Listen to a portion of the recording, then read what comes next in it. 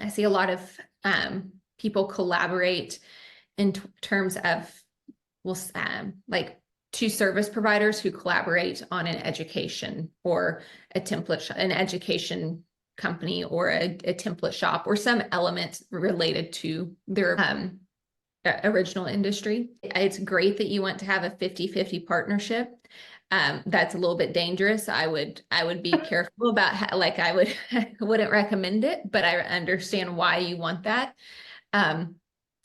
However, you have to create a separate entity. You don't literally have to, but in the strongest terms possible, I want you to create a separate entity that with that business partner, because in the eyes of the law, if you're calling yourselves business partners, but you have just created a course together, for example, just to test it out and see how it goes, the law literally imputes shared liability between you two.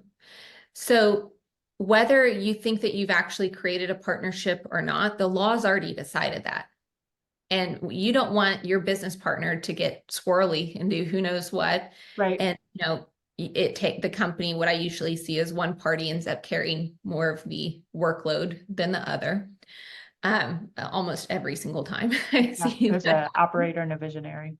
Exactly. And it's, I think that's just human nature, and that's a whole other conversation, but I see that every single time. And if those partnerships or joint ventures, whatever we want to call them, don't have a buy-sell agreement in place or an operating agreement in place, then you're in a position where it's usually the person who's doing the 80% of the lifting, who has to have the tough conversation with the 20% lifter in that arrangement. And obviously the person doing 20% of the work but still getting 50% of the pay isn't going to want to change structure. I mean, it's just, I don't need to over explain that. Yeah. You're not going to give up something that you already have that makes you comfortable. Exactly. No one goes to less money unless they're forced.